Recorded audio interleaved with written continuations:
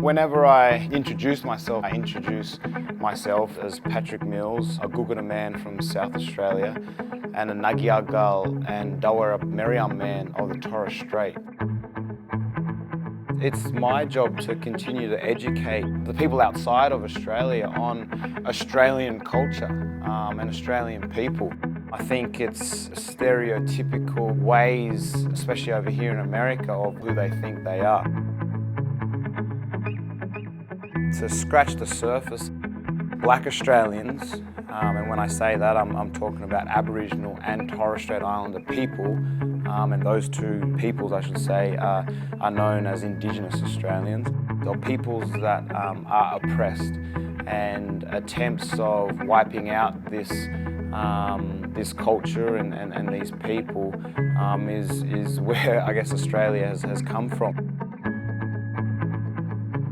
You sit here today and you look at the numbers, incarceration, which is up 71%, suicide rates or people that have been hospitalised because of self-harm is up 41%. The disparity, I guess, between Indigenous and non-Indigenous are so big. That's where I've taken this opportunity to use my platform and to not only educate, but try and improve these things.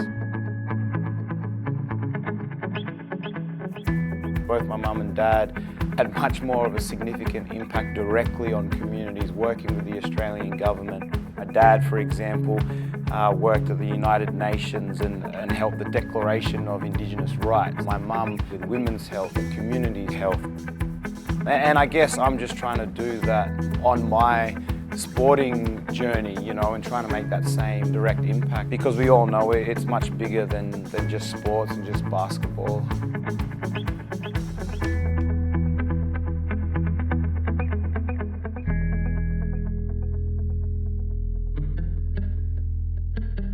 Person that has influenced me in the culture part of my life, as well as the humanitarian aspect, is my wife, Alyssa.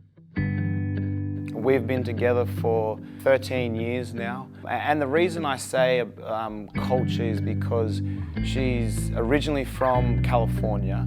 Her upbringing is obviously different to mine, but the heartwarming feeling for me is that she was welcomed into my cultural, traditional family with open arms. She welcomed it just as much as the other side as well.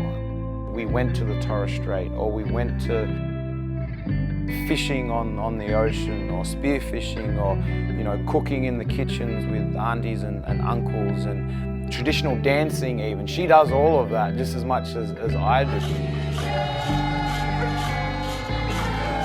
That's very special to me because, I have every reason to lose all of that being on the other side of the world and in this big state of Texas playing this big game of basketball in the lights and the NBA, right?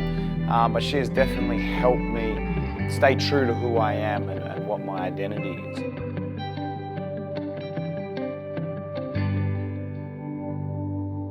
I've made the decision to go to Orlando, and I'm proud to say that I'm taking every cent earned from these 8 games that we're playing, which for me will turn out to be $1,017,818.54,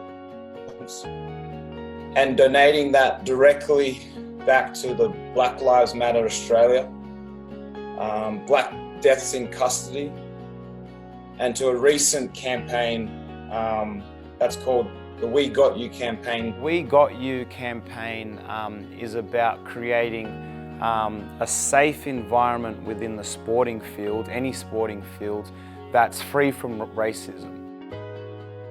We're highlighting in a positive way by bringing people together, especially those who have never witnessed or experienced racism before, and letting those people know how they can help support people who have been racially vilified in the sporting fields in some way, so that they can feel that support, so that they can put their arm around them and say, we got you. The next one I would say is to do with basketball. It's Indigenous Basketball Australia. And this is the national entity, like the pinnacle for Indigenous basketball within Australia. The current system in Australia right now just doesn't cater to Aboriginal and Torres Strait Islander male and females. As if we can get these kids involved in something where it takes them off the street and insert it into a program that they feel welcomed, that they feel excited about being on, that's about their health and well-being, and this can be something that is very, very powerful. The other exciting one, a program that I'd launched with Bluestone Lane, which is an Australian cafe over here in the States, and the program's called the Kerabaged program. Girls and boys from remote places who have no experience in hospitality, and getting them to come over to the States, work within the Bluestone Lane cafe, train them, develop them, and let them have that work experience and grow that way. If I can give advice or teach anyone, not forgetting who you are and where you come from, and being able to use that as motivation and determination to achieve anything in life, whether it's sports or not, I really think that's something powerful that if you can hang on to it forever, that you can achieve a lot of things, and that essentially goes for anyone in any culture.